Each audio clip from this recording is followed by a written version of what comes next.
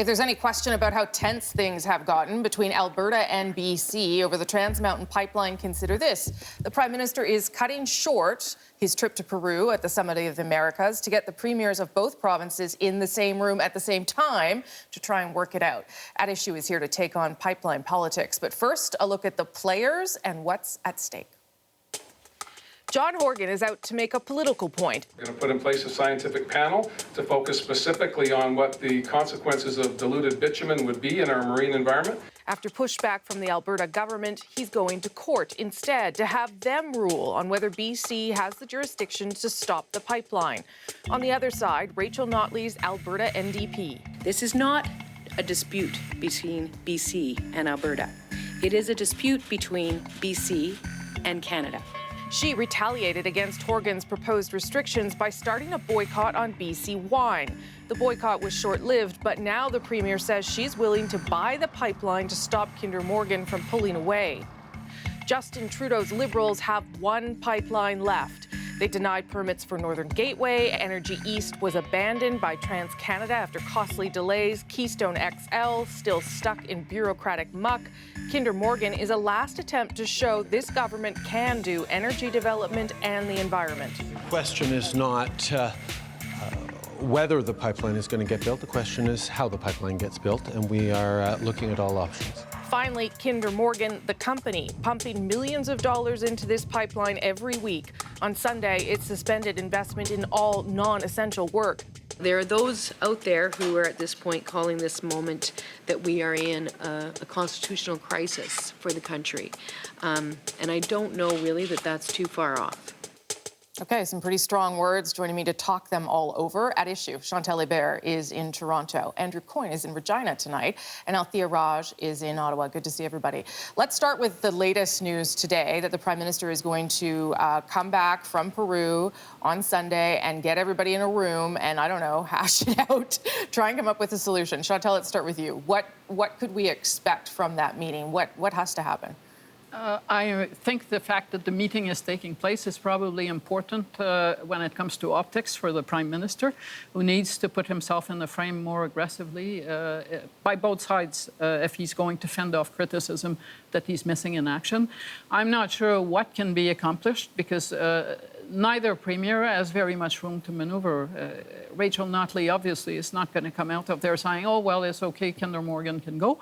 And Premier Horgan leads a minority government that is propped up by the Green Party. And I can't imagine him turning around and saying, well, we're going to drop all our objections to the pipeline because it would likely cost him possibly his government and possibly the election. Okay, Andrew, what do you think that meeting has to accomplish? Well, it's probably a meeting that should have happened before, but sometimes you have to wait for things to get crazy before they can get sane. But I think there's, where we're at here is there's some backstory to this. I think the Prime Minister and the federal government was late in arriving at this story, was maybe thought they could underplay it and things would somehow work out, but I think communicated a signal that they didn't have a great deal of resolve in this file. I think a lot of people are probably still betting that when push comes to shove, they'll back down on this. Similarly, the BC government, I think, ran on this platform of, well, we're going to use every tool in the toolbox to stop this. I think certainly they know now, and I think they knew at the time, they didn't have the legal authority. They probably wanted to execute that well-known strategy of governments of saying one thing in campaigns and then doing something else in government. But the problem was they found themselves in power, propped up by the Greens, and so they can't go back on their word even if they wanted to. So you've got situations with deeply entrenched positions with, I think, some miscalculation of people's resolve. The government is now saying, the federal government is now saying the pipeline will be built come hell or high water, but it's a little late, as I say, to have kind of firmed up their backbone on this. Okay, Althea, your take on the timing of this meeting. Well, I mean, I think the timing is the result of the fact that the Prime Minister was getting a lot of flack, not just for taking Wednesday off this week, but basically going off on a foreign trip for 10 days while this crisis was brewing at home. And so he's coming back, making a pit stop in Ottawa for a few hours, and then heading back to France for Canada's first official visit there with Mr. Trudeau as Prime Minister. I'm not sure what can come out of the meeting. As Chantal and Andrew said, both sides are really so far apart, not just in terms of their own policy viewpoints, but it's basically political suicide for them to have any sort of compromise. So it's hard to see what Justin Trudeau can tell John Horgan, for example, that will make him, come to Rachel Notley's side. I don't know what the federal government can say other than, we are going to exert our jurisdiction as strongly as we can.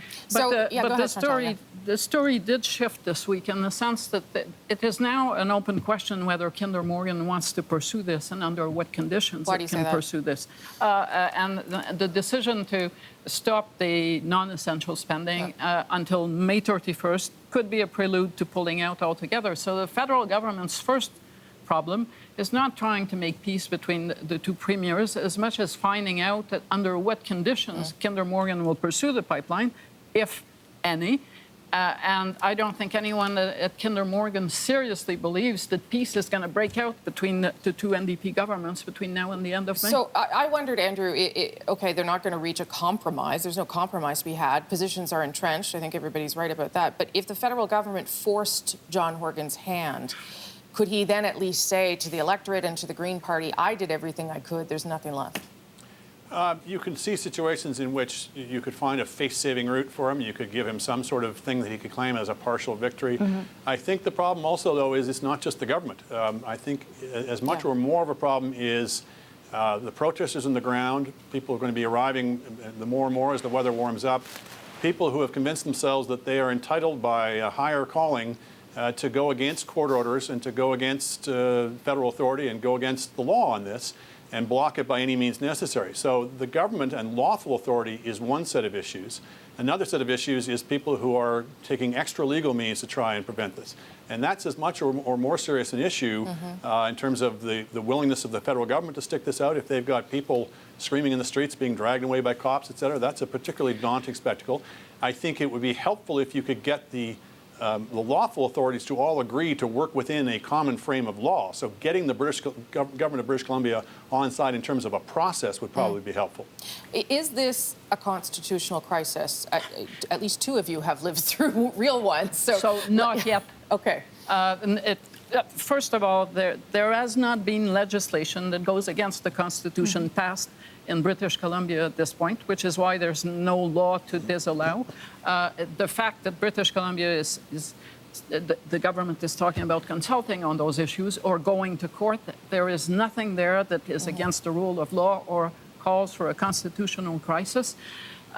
Where the issue might become even touchier, and it is the elephant in the room that no one wants to talk about, is there is also in there the indigenous nations and their role in this story. And increasingly, that well is being poisoned against Kinder Morgan. And for Justin Trudeau, it's one thing to have a climate change strategy that says, I want a pipeline, and it goes off the rail. It's another if at the same time his hope of reconciliation with Canada's Indigenous people is also poisoned by the same fire. Except there are First Nations that are in favor of the pipeline. It's just the ones that are against it are certainly getting maybe more attention. Althea, a constitutional crisis or not?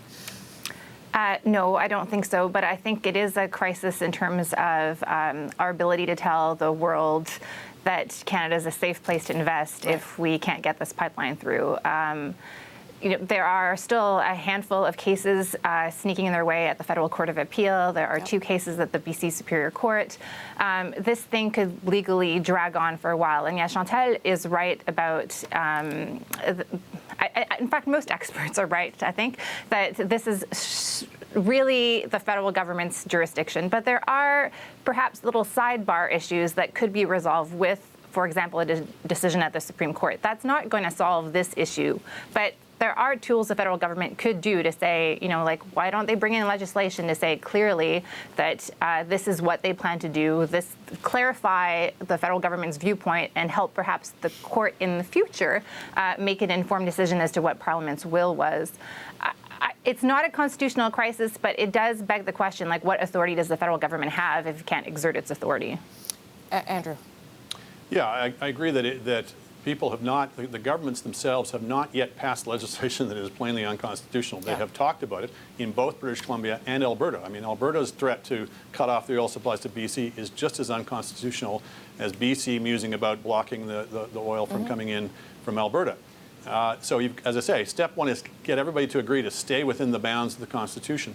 BC is also, the government is also playing a kind of a game of sort of dragging their feet, being slow to provide permits, not really dealing seriously with protesters that have broken the court orders on this.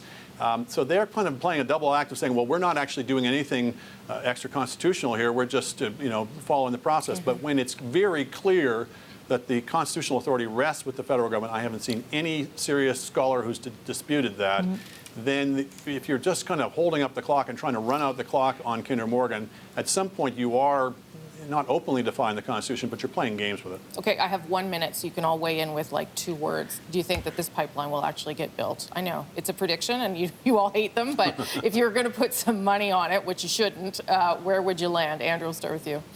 I'd say it will be built, but I think it could be a long, hot summer. Chantal? I'd say that if it is built, it's probably the last pan-Canadian or interprovincial pipeline that we will see for a long, long time in this country. Really? Okay. Althea? I don't know. Honesty, I love it. Okay, I also don't know, but I think this meeting on Sunday is important, so we'll see how it unfolds. Thank you all, appreciate it. Good news for people who love politics as much as we do, At Issue is also a podcast. You get extra content, and of course, the main panel in podcast form every week. This week's bonus topic, Maxime Bernier, remember him? And his book about what it means for the Conservative Party, what the new leadership means. You can find that on iTunes, any major podcast app, our website, cbcnews.ca/thenational.